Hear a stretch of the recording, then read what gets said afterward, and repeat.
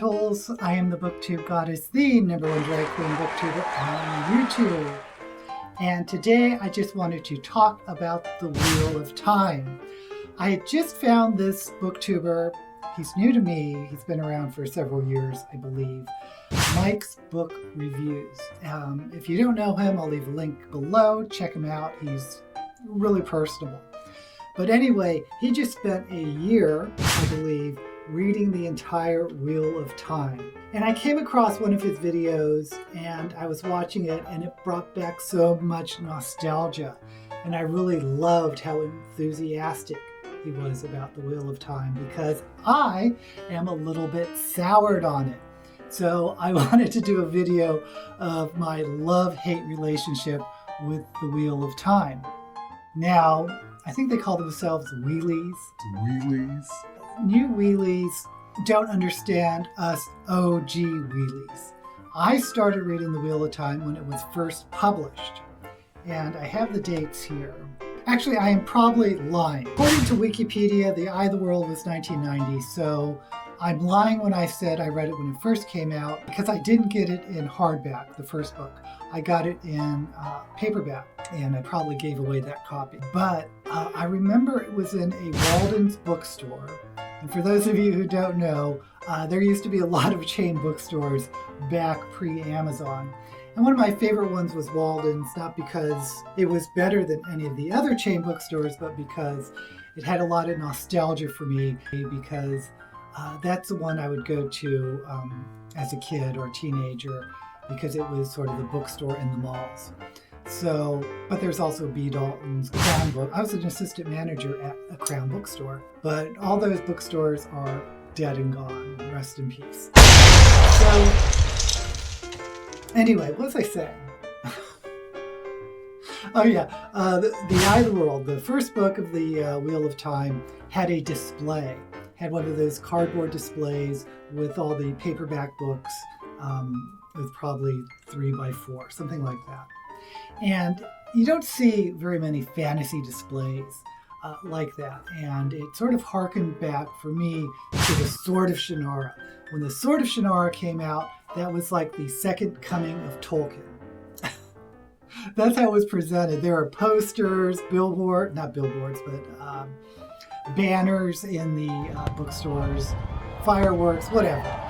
It was a huge rollout. But Wheel of Time didn't have that big of a rollout, but it had a display, and I was like, another fantasy series. Now, I know some people don't like this series, and no book is for everyone, because I remember just seeing a review by Bald Book Geek, who really did not like the series at all. When I first read the series, I had the exact opposite reaction. I loved the series. Now, when they rolled out the Sword of Shannara, or the Shannara Chronicles, mid-70s, I believe, it was rolled out as the second coming of Tolkien. I never went that far with the Shannara Chronicles, but I was so hungry for fantasy back then because there was no fantasy back then. But I still enjoyed the series. So I saw this display for Eye of the World, picked it up, and I fell in love with it. And this, to me, when I read this first book, I was like, oh, this is my generation's, or our generation's, Lord of the Rings. This is Tolkien was in the 50s, 60s, nothing in the 70s, 80s, the 90s. It's going to be Wheel of Time. Now, was it the most original series ever created? No. There are so many series that are set in sort of this post-apocalyptic landscape. Think of anything written by Brandon Sanderson, The Mistworld, Elantris, the Stormlight Archive. They're all set in sort of this post-apocalypse fantasy world. Shannara Chronicles did the same thing. It's a fairly common world-building scenario. Okay. I did think that Robert Jordan's magic system was a little unique. The male-female, I guess it was a yin-yang symbol, where the male source of magic was corrupted. I mean, that was kind of unique. I hadn't read anything like that. but most of all, it was the characters. I fell in love with the Two Rivers character.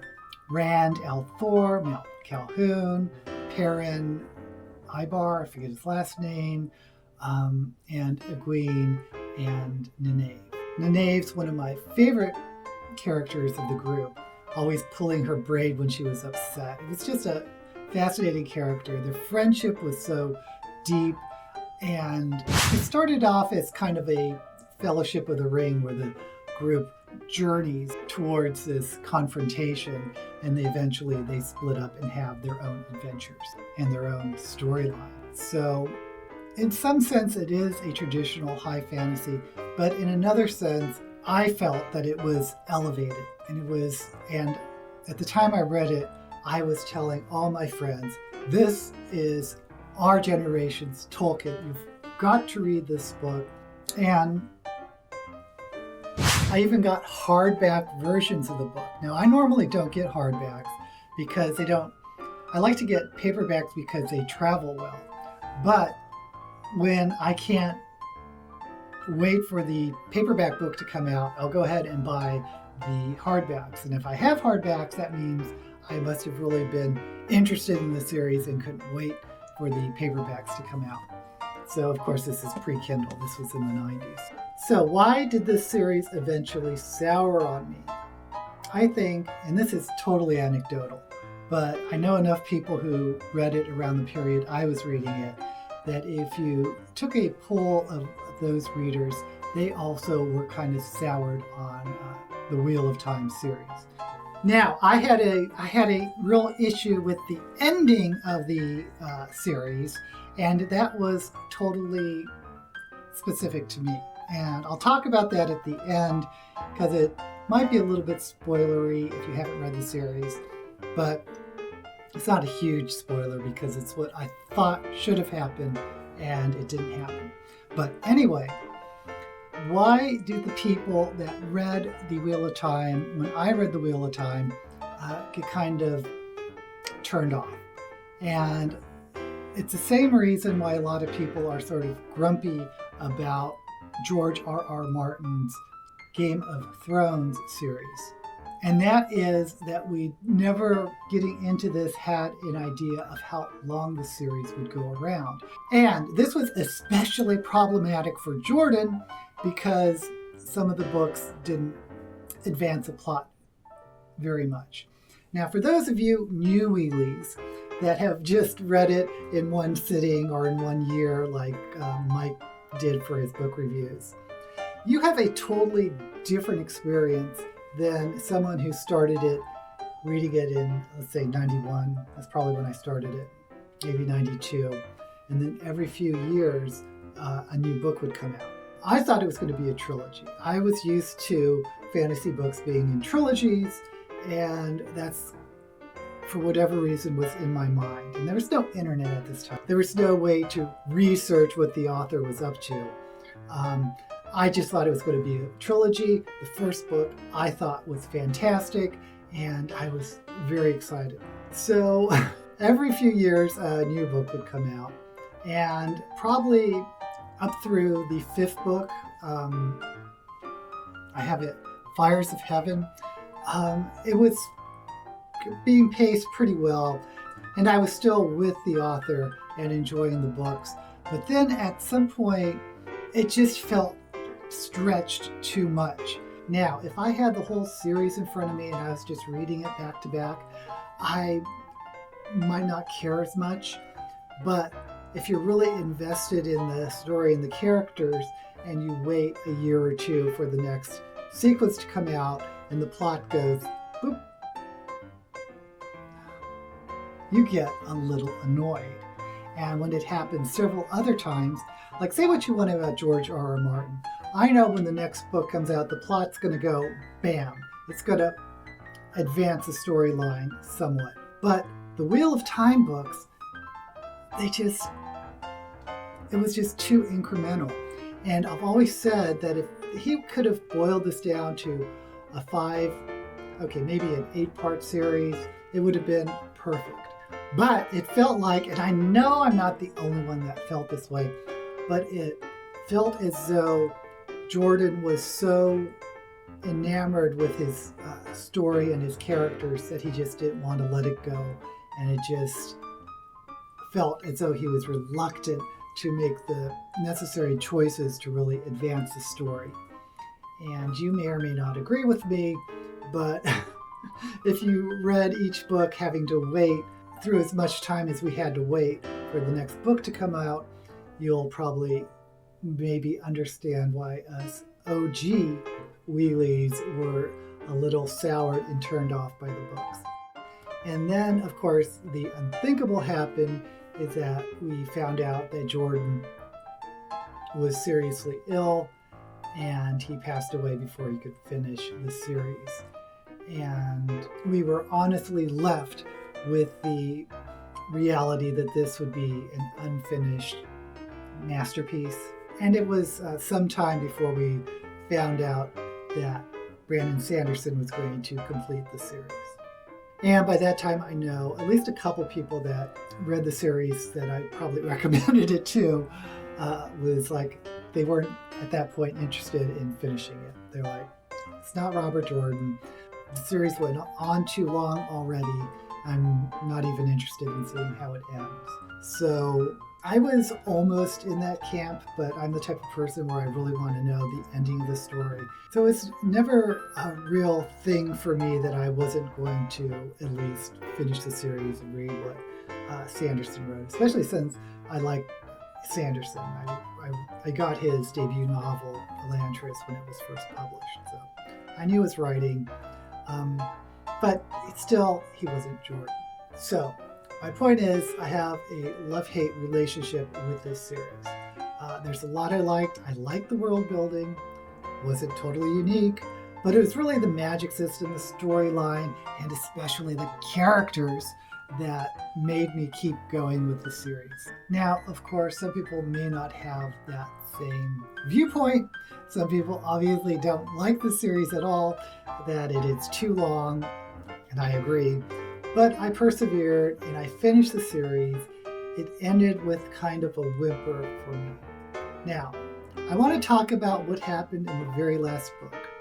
So if you really are interested in reading this series and you don't want any types of spoilers, this isn't a big spoiler, but go ahead and stop the video now.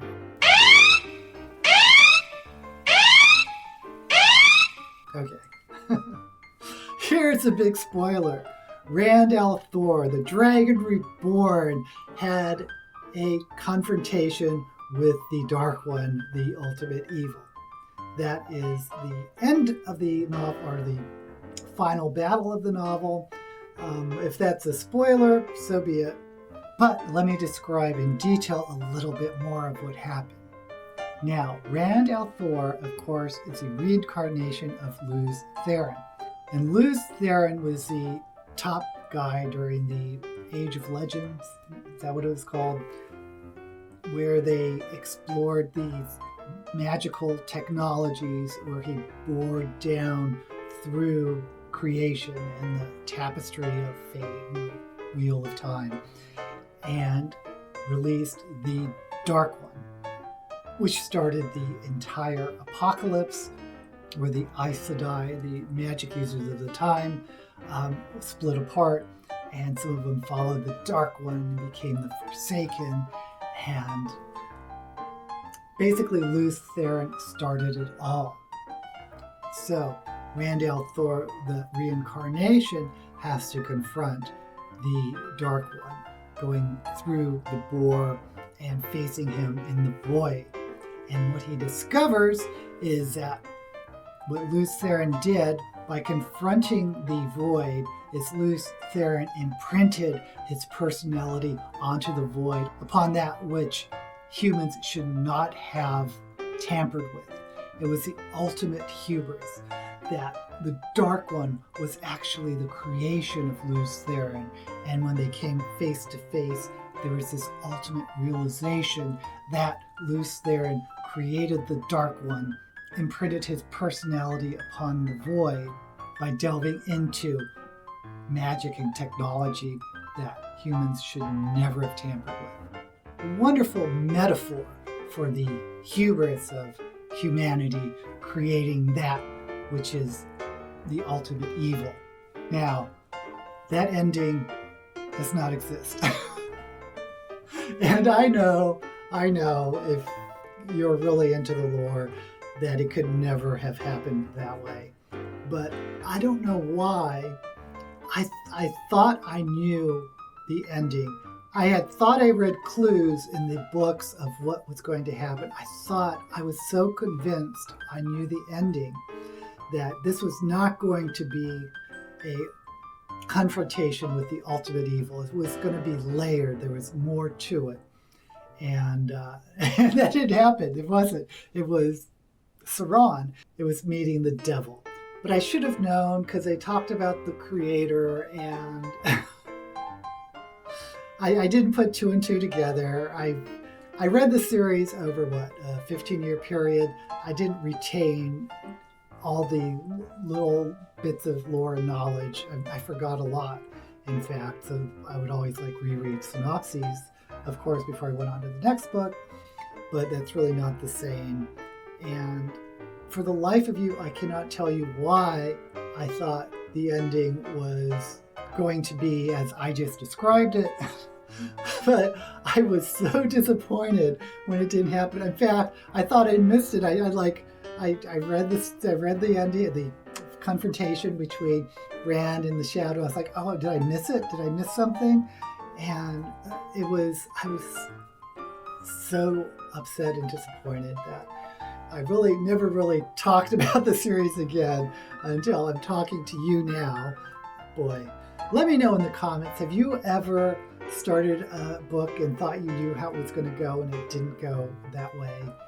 I have to say the Wheel of Time will always hold a place in my heart because of the journey I took to read it, but I do have a real love-hate relationship with it. It's not a series I would normally recommend to people because it's of the length and my own kind of, I guess I could say I was bitter. I'm a little bitter with how the book ended. And I'm a little sorrowful that Robert Jordan didn't live long enough to finish his masterpiece. But who knows? If he would have lived, maybe the ending would have been different and one that I would have enjoyed more. I don't know. We'll never know. But I do know there are readers who are very passionate about the Wheel of Time, and I understand it. I wish I could share the enthusiasm of the entire series, but because of the journey I took, I can't really relate to it as much as some other readers can. And that said, I have to say that I really enjoy looking at some of the reviews of those who are passionate about the series, because it brings back a lot of nostalgia, because I remember when I was passionate about the series and fell in love with the characters in the story and so much about the Wheel of Time. Okay, I've been rambling on and on. I don't have any type of script or notes that I'm going off of. So forgive me if this video is a little all over the place, but there you have it. Let me know what you thought of the Wheel of Time if you have read it. And if you haven't, I'll have an affiliate link below just in case you want to start it. Until we meet again, may all the books you read be blessed.